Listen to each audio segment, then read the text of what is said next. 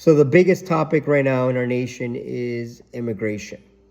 A lot of people right now don't like what's happening in our nation. They're protesting what's happening. A lot of people are also in favor. 72% of Americans are in favor of Trump's immigration policies, and rightly so. The prior administration really screwed up, allowed 11 to 22 million migrants from all over the world to just come on in. And what makes it even worse is that now we know, because of Doge, that we were paying for them to come here and giving them luxury hotel rooms out of taxpayer money. And people knew that. A lot of people knew that that was happening, and we couldn't prove it until now recently. And that's the thing with politics. If you can't prove it, you shouldn't say anything, even though Americans are very suspicious of the fraud and how they are able to pay for all this stuff. So I think that's why Americans are very supportive of Trump's immigration policy, especially when you're paying $29 million to house immigrants in New York, when a single mother of three is working two jobs just to pay for her mortgage, her rent. It's very disheartening for the American taxpayer. And that's why I think 72% of Americans are in favor of that hardcore Trump's enforcement of immigration policy. But one of the topics, or three topics, or I want to say 6 topics that I really want to talk about, is the hot topics that they're talking about immigration. One of them, the first one, is stolen land, and that America doesn't have a right over America, and that we're all global citizens, should be treated with fairness, and we should be able to pretty much walk the world freely, right? Stolen land. First of all, there's no such thing as stolen land. It's conquer land or purchase land. People that say stolen land are obviously, they don't know how rough the world has been. You don't understand where other nations got their lands from. Every land, from the Egyptians to the Babylonians to the Romans to the Greeks, they've all has been conquered land. Even the Indians, the Apaches will fight with another tribe and so forth for the, in pursuit of the buffalo. And this was going on before even the Europeans came into America. So the idea that this land was stolen, it's not. It's conquered land. And the fact that you would say that you're a global citizen, you may live on this world, but God has established the nations. You belong to a nation. You may not want to identify to that nation, and that's, I guess, fair, but ultimately you're going to have to identify to a nation, or you're just going to be a foreigner in every nation that you go to, because you have to abide by, the laws of that land. For instance, if you go to Dubai, you can't just be like, I just want to be here. Like, they have rules. You can't go to Jordan and just be like, oh, whatever, I don't care about, your rules and laws and your religion. You're going to have to abide by those. If not, you're more likely going to be arrested or get beat up somehow, if you're disrespecting their culture. And that's the same thing with America, right? We love our culture. There's a culture in America that we love. We love American exceptionalism. We believe we're the best. We love our freedom. And when people from other countries bring in their culture, that kind of, Americans don't really like that. Let me explain really what I mean by that. So, for instance, when immigration, like in the 60s, 70s, when they came to America, they didn't come to change America. They came to assimilate to America. For instance, growing up, my father would always say the words, "Aquí esto no se hace." You don't do this here. You don't do this here in this country, because there's laws that you have to abide by. America expects you to abide by certain rules. And if you don't abide by those rules, you're either going to be arrested or get kicked out.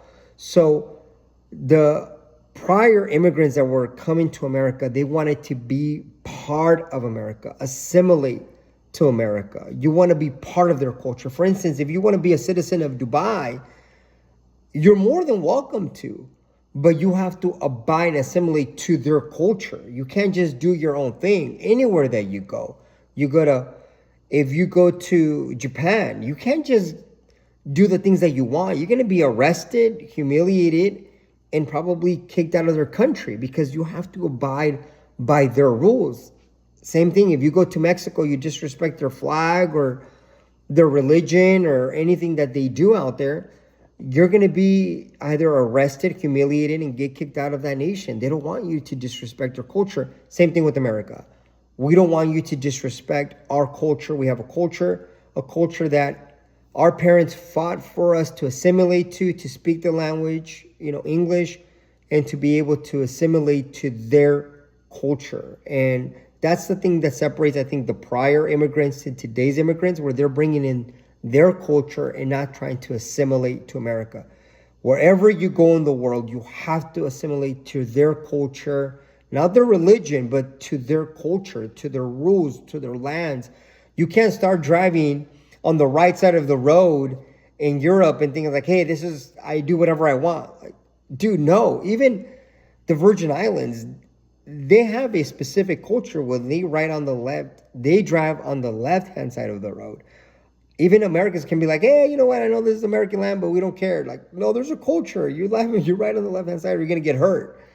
Or you're going to hurt us by disobeying our rules. So that's the first thing. Wherever you go, assimilate to their culture.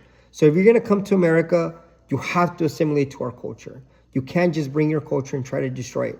Now, when it comes to food, those are different things. I'm not talking about food. I'm talking about the way you behave yourself, the way you conduct yourself, the way you try to impose your beliefs or your thoughts or ideas into that nation. You have to assimilate to that nation.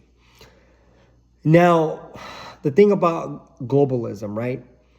America is one nation, and God created the nations. And this started in the Tower of Babel, right? The reason why God created languages is for us to have different nations and to have different cultures. For instance, the French, right? They have a very romantic language, and so their culture is a little bit different, sort of like Spanish, the same thing, very romantic. But then you find very forceful languages, very strict, militant almost, like the Germans, the Russians, even Mandarin. The Chinese, their culture, their language is very, very strong language. And then you have, the African languages, which is a lot of like click and sounds and very musically inclined cultures, or the languages like that. So God created the cultures, he created the languages, because he judges us separately. The Bible says he will judge the nations. And that's the problem when it comes to globalism. And when you read the book of Revelations, right, the one world government. Now, God no longer could judge us as separate nations judging us. Now he has to judge us all into one. And I believe that that's the reason why, Revelations takes place, because we unite as one world, and God now has to judge us as one world. And the punishment is more severe than just judging individual nations, because he could spare one nation here, he could spare the other. Now, the other one that's very important is how do we treat aliens, immigrants, foreigners into a nation? And God makes it he highlights these things in the scripture, right? See, my opinion is not based on my thoughts. My opinions are based on biblical. When you come into a nation, you assimilate to their culture and you obey their laws. God would always, he says, don't mistreat the foreigner. He warned the Jews or the Israelis, not the Jews, the Israelis at that time, because he wanted them to remember that they were also foreigners in Egypt. And so I think God allowed that to take place for a lot of reasons. But one of them is to make sure you don't mistreat foreigners, to make sure that you treat them with the utmost respect, give them the benefit of the doubt.